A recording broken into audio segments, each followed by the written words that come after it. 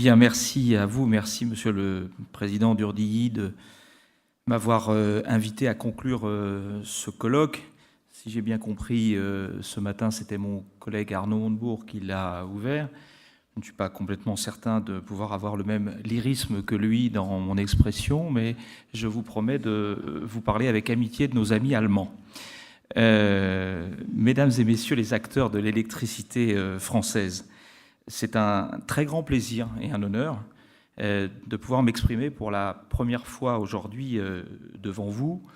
Et même si je n'ai pas pu écouter l'ensemble des interventions et des tables rondes, mes conseillers présents m'ont rapporté la richesse de ces interventions. Et au terme de votre colloque, je souhaite apporter quelques éléments de réponse aux questions que vous avez évoquées aujourd'hui, qu'il s'agisse de l'évolution de notre mix énergétique ou du nouvel équilibre du système électrique à créer ensemble. Et ces réponses, ces orientations, elles participent d'un concept qui a été largement évoqué aujourd'hui et encore à l'instant par M. Mestrallet, c'est celui de la transition énergétique dont je voudrais aussi vous parler.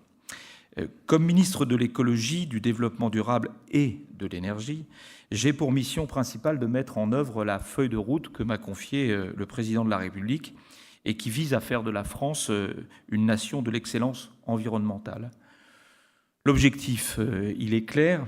Le chemin qui doit nous y conduire aussi, c'est celui de la transition écologique et dans la transition écologique, bien sûr, de la transition énergétique, même s'il m'arrive parfois de préférer le terme d'évolution que celui de transition, parce que je pense que les acteurs de l'énergie que vous êtes ont toujours contribué finalement à une évolution positive et qu'il faut le rappeler, non pas laisser penser que la transition ferait suite à une mauvaise façon de faire. Je crois qu'il y a une évolution constante et que vous en serez bien évidemment les acteurs.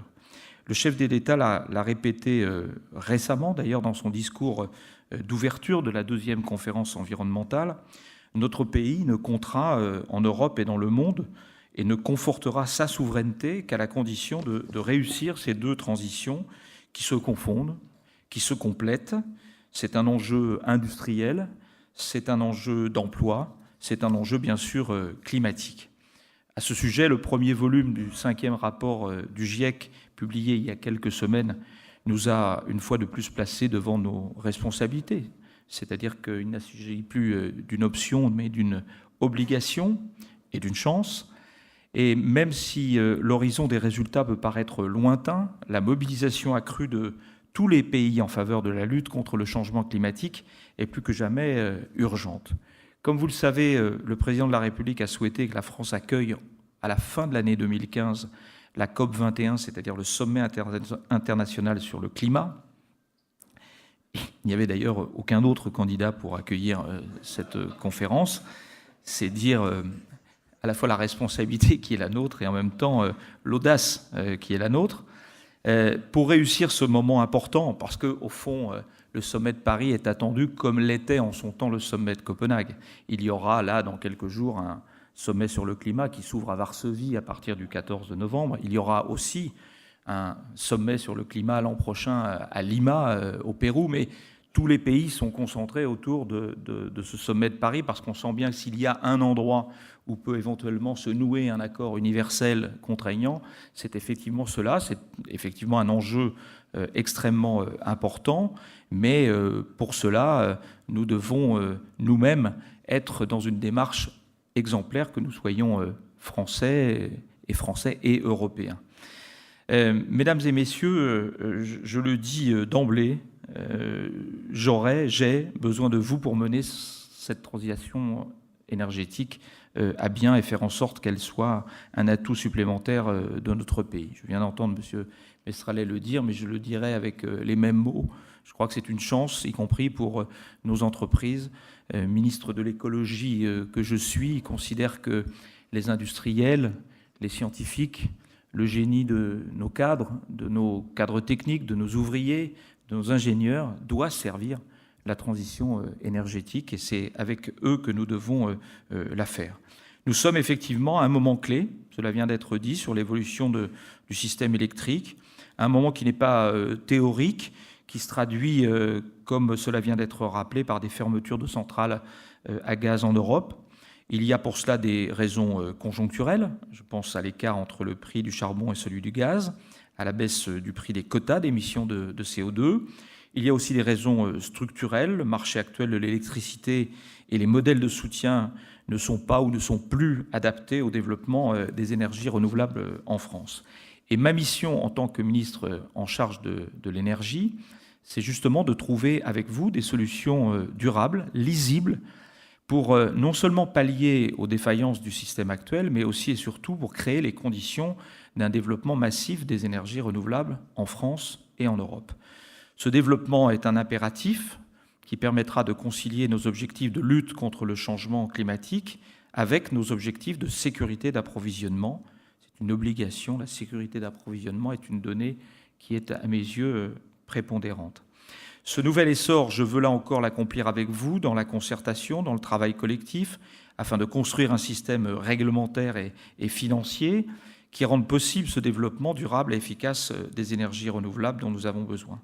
Je serai d'ailleurs l'organisateur et le garant de ce travail que nous devrons nécessairement mener, comme cela a été rappelé à l'ouverture de ce colloque, avec nos partenaires européens et notamment avec l'Allemagne, mais je sais que des paroles fortes ont été dites à ce sujet en ouverture de votre colloque.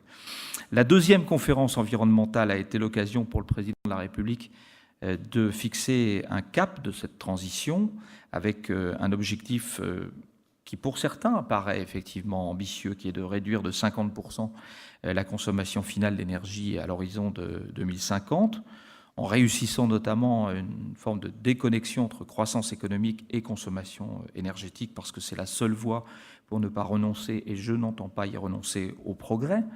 C'est aussi la réduction de 30% de nos consommations d'hydrocarbures d'ici 2030, et c'est enfin la diversification du mix électrique qui nous conduira, entre autres, à ramener la part du nucléaire à 50% à l'horizon 2025, ce dernier objectif ne fermant la porte à aucun des débats qui l'entourent actuellement.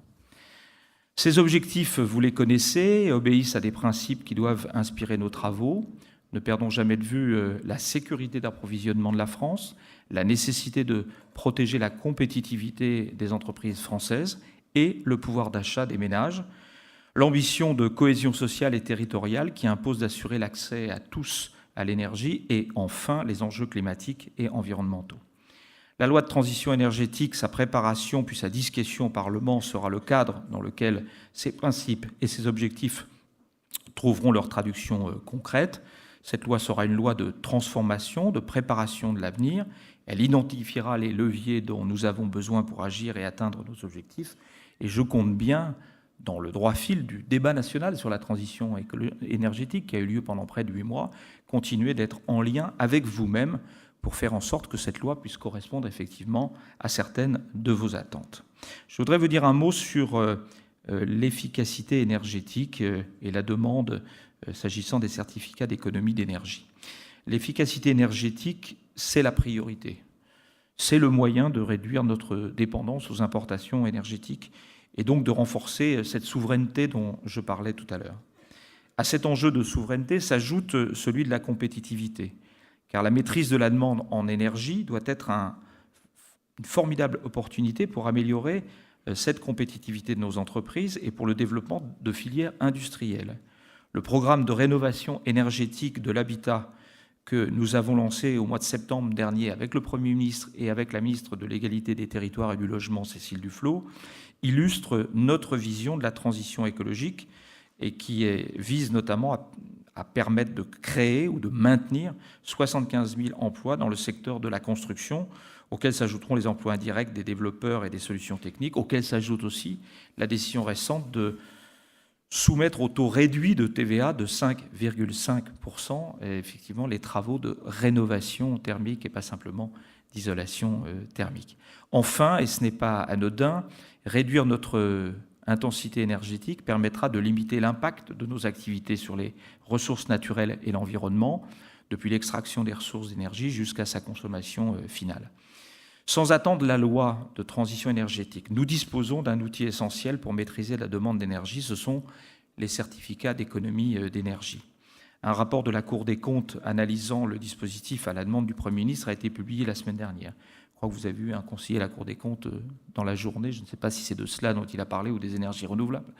Mais je retiens pour ma part que les certificats d'économie d'énergie jouent un rôle important dans la réduction de la consommation des ménages, notamment pour des travaux de rénovation progressifs.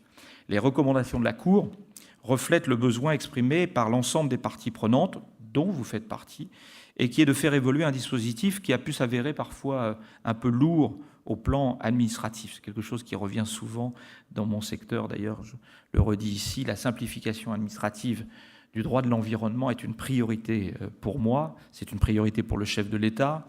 Mon ministère est un ministère qui produit énormément de normes, je le sais. Il y a ces normes qui sont des transcriptions de directives européennes, mais il y a aussi de la norme Made in France, comme dirait Arnaud Montebourg, et qui est de nature parfois à alourdir un peu certains processus. J'y attache beaucoup d'importance. J'ai même recruté à mon cabinet une chargée de mission qui est spécialement dédiée à la simplification administrative.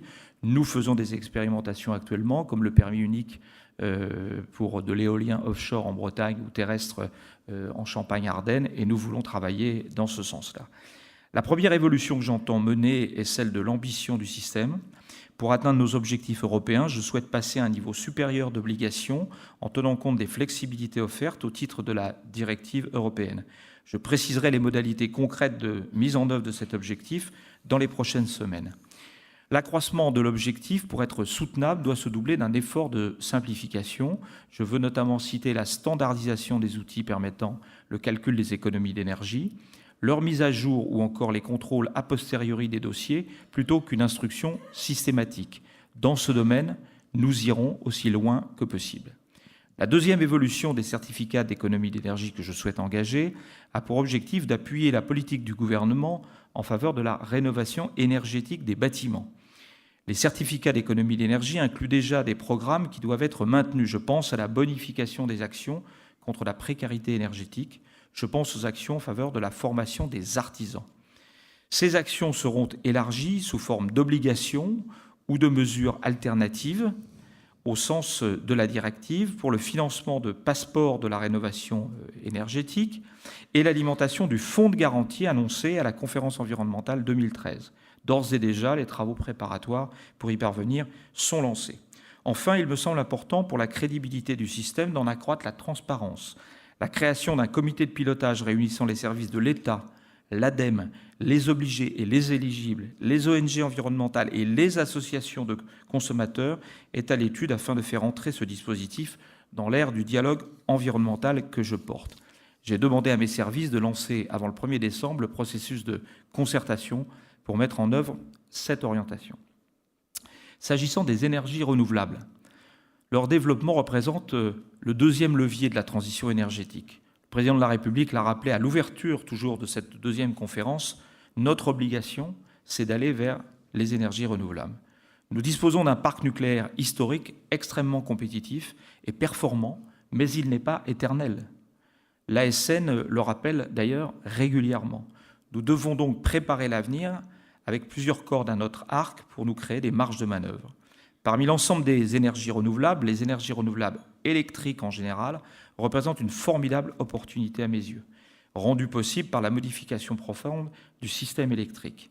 Dans le passé, la production devait s'adapter à une consommation électrique qui s'imposait.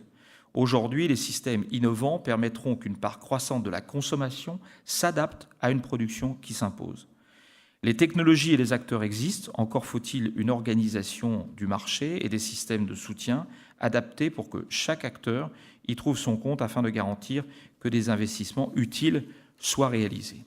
Les mécanismes actuels de soutien nécessaires aux objectifs de développement des énergies renouvelables ont été mis en place à un moment où ces moyens de production étaient peu développés. Les systèmes de tarifs de rachat mis en place à l'époque avaient le mérite de la simplicité et ont permis un décollage indéniable de l'éolien et du solaire notamment. Cela a été dit aujourd'hui, nous devons maintenant mettre en cohérence objectifs européens de développement des énergies renouvelables et organisation de marché. Pour cela, nous devons cesser de nous renvoyer dos à dos entre la Commission et les États membres et nous devons construire ensemble une solution durable. J'en profite donc pour répondre très favorablement à l'invitation de Johannes Thijssen, président d'E.ON, ce matin pour que la France et l'Allemagne construisent ensemble une solution commune qui réponde à des difficultés en partie différentes. Cette solution sera, je le souhaite, le fondement d'une véritable politique européenne de l'énergie. Il serait bon que la coalition allemande se mette en place pour que je sache si c'est toujours Peter Altmaier, mon homologue allemand, ou si ce sera quelqu'un d'autre, mais j'entretiens avec lui des relations, et nous entretenons avec lui des relations qui sont tout à fait intéressantes et qui portent justement cette vision franco-allemande qui est nécessaire. D'ailleurs, le président de la République, je le dis ici, a fait inscrire cette question de l'Europe de l'énergie à l'ordre du jour d'un des prochains conseils qui aura lieu au mois de mars prochain. Parmi les solutions possibles, je pense que le mécanisme de capacité que la France met en place est une première réponse. Un travail important est en cours avec l'Allemagne, car je crois profondément que ce système pourrait avoir vocation à s'élargir. Ce système permettra en particulier le développement de l'effacement, outil indispensable de la transition énergétique. Concernant les outils de soutien des énergies renouvelables, j'ai décidé de lancer dans les prochaines semaines, en amont de la loi de transition énergétique, une consultation large de l'ensemble des acteurs impliqués dans le développement des énergies renouvelables. En évitant les analyses trop rapides et les conclusions hâtives, ce travail devra éclairer les enjeux de la transition vers un nouveau système. Le diagnostic sur le fonctionnement du marché de l'électricité et l'enjeu de l'intégration des énergies renouvelables au marché, les enjeux, opportunités et impacts qu'induirait une évolution du système actuel de soutien aux énergies renouvelables vers un dispositif plus intégré au marché. Je pense que c'est une orientation absolument nécessaire. Je voudrais vous rassurer, la réflexion qui s'engage ne signifie en aucun cas la disparition à court terme des mécanismes d'obligation d'achat existants. La transition sera nécessairement progressive et concertée avec tous. Les tarifs d'achat vont rester en place et cohabiteront un certain temps avec des dispositifs nouveaux. À cet égard, la France a engagé des procédures formelles de notification du tarif éolien auprès de la Commission européenne et poursuivra en 2014 avec une notification de l'ensemble des tarifs existants. Deux autres sujets me semblent encore devoir faire l'objet d'une réflexion prospective permettant de sortir des sollicitations de l'immédiat, d'éclairer l'avenir et ainsi de mieux orienter nos actions d'aujourd'hui. Je veux parler d'une nécessaire réflexion sur les opportunités, mais aussi les défis posés par la perspective du développement de l'autoproduction. Elle peut changer profondément le modèle économique et industriel de certaines technologies, notamment photovoltaïques, mais entraîner des opportunités importantes dans la gestion des réseaux. Je souhaite également une réflexion stratégique tant de l'État que des acteurs économiques du secteur sur l'avenir à moyen terme de la filière photovoltaïque, tant en termes de modèle économique que de choix industriels et technologiques. Ces deux chantiers seront lancés en parallèle du travail de concertation sur les dispositifs de soutien aux énergies renouvelables. L'action du gouvernement, mesdames et messieurs, dans le domaine des énergies renouvelables ne se résume pas à cette réflexion de structuration de marché et de dispositifs de soutien. La transition énergétique nécessite d'actionner d'autres leviers. Des mesures concrètes d'urgence ont été lancées depuis le mois de mai 2012 sur l'éolien, le photovoltaïque et la méthanisation. Je souhaite que nous poursuivions la simplification des procédures, l'expérimentation d'un permis unique pour l'éolien terrestre et la méthanisation est en cours. Il n'est pas possible qu'une unité de méthanisation mette 6 mois pour sortir en Allemagne et 4 ans dans notre pays. Il y a probablement, avec les mêmes protections environnementales, une simplification à obtenir. Nous devons intensifier les travaux sur les énergies marines renouvelables avec les fermes pilotes hydroliennes. Nous sommes allés à Cherbourg avec le président de la République lancer cette opération et l'éolien offshore dont divers travaux vont être lancés afin de pouvoir donner en 2014 une visibilité sur la poursuite des actions dans ce domaine. Le Comité national des énergies marines, qui sera mis en place le 6 novembre prochain, permettra de présenter et de partager avec tous les acteurs les axes de la stratégie nationale dans ce domaine. Vous savez que la France a la chance d'avoir un champ marin considérable et donc là aussi un champ de développement pour les énergies marines considérable également. Enfin, et j'en termine, un nouvel appel d'offres pour les installations d'une puissance supérieure à 250 kW sera lancé au début de 2014. Mes services engageront dans les prochains jours la consultation sur le cahier des charges. Il en sera de même pour un appel d'offres concernant les installations ayant des puissances comprises entre 100 et 250 kW. Mesdames et messieurs, je souhaite, vous l'aurez compris, donner un élan nouveau et coordonné au système énergétique. C'est une mission exaltante. J'ai beaucoup de plaisir à la mener avec les professionnels que vous êtes. Ma mission, c'est de donner cet élan pour qu'il s'inscrive dans la durée, un élan qui soit à la hauteur de nos ambitions, à la fois sur le climat, à la hauteur des enjeux sur la sécurité d'approvisionnement, à la hauteur des enjeux et des défis de la France et des besoins des Français. Cet élan s'incarnera bien sûr dans la loi de transition énergétique, mais elle s'incarnera et elle commencera aujourd'hui avec vous. Je vous remercie.